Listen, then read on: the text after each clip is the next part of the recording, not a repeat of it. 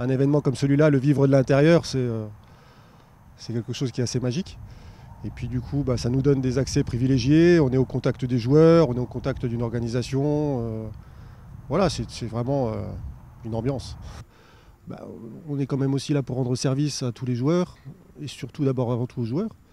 Donc on va les chercher à l'aéroport, donc c'est des heures de route en fonction en fonction des vols ou des arrivées de train. Ensuite, des restrictions, on n'a pas particulièrement. Après, forcément, il y a une certaine forme d'étiquette.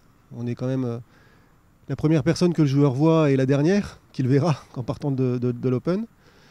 Et ensuite, étant donné qu'on est dans une situation bien particulière, puisque c'est un moment où on va l'avoir dans la voiture, avec son coach, avec son kiné, avec d'autres, c'est des moments où ils discutent, ou même ils sont au téléphone aussi d'ailleurs, avec leurs proches, ou avec... c'est la discrétion, non nécessairement. La réserve, voilà, c'est des choses tout à fait standards et somme toute très naturelles, quoi. Les frères Zverev sont très grands, le père aussi est très grand. Et donc, comme ils se déplacent toujours tous les quatre ensemble, les véhiculer, c'est quelque chose d'assez problématique parce qu'il faut trouver la voiture qui va aller à tout le monde. Et comme ils sont toujours tous les quatre, il faut forcément 5 places. Et la maman, elle est toujours au milieu, serrée entre les grands. Donc voilà, donc il faut des catégories de voitures qui fonctionnent bien. Avec le régional de l'étape, ça a des avantages extraordinaires dans la mesure où pour une fois sur l'année, je ne dors pas à l'hôtel, donc je peux dormir chez moi.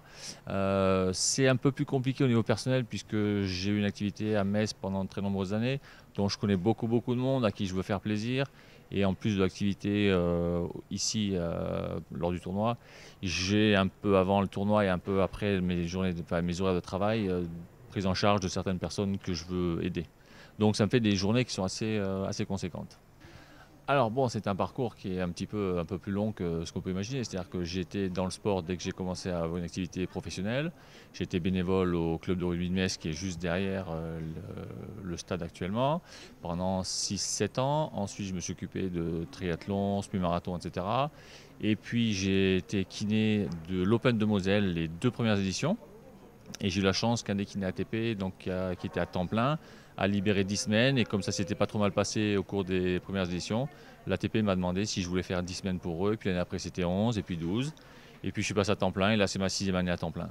Donc l'activité, c'est la prise en charge des joueurs, que ce soit avant leurs entraînements, leurs matchs. Pendant les matchs, s'il y a une intervention à faire sur le cours, c'est nous qui y allons.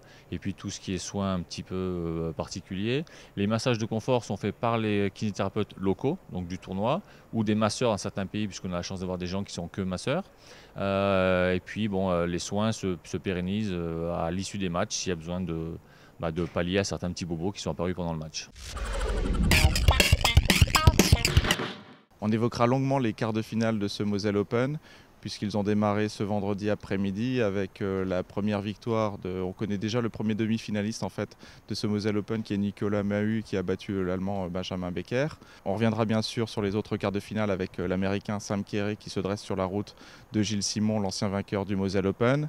Il y aura bien sûr le match entre Jo-Wilfried Tsonga et l'Allemand Tobias Kamke qui défend habituellement les coureurs de la SPTT Metz en championnat de France. Jo-Wilfried Tsonga part largement favori dans ce match et il est prêt à défendre chèrement son trophée à Metz Expo. Et le dernier match de la journée qui opposera l'Argentin Carlos Berlocq qui dispute le Moselle Open pour la première fois face à l'Allemand Florian Mayer. On retrouvera les plus jeunes dans le journal à travers une série de photos consacrées au MOM, le Mini Open de Moselle des écoles.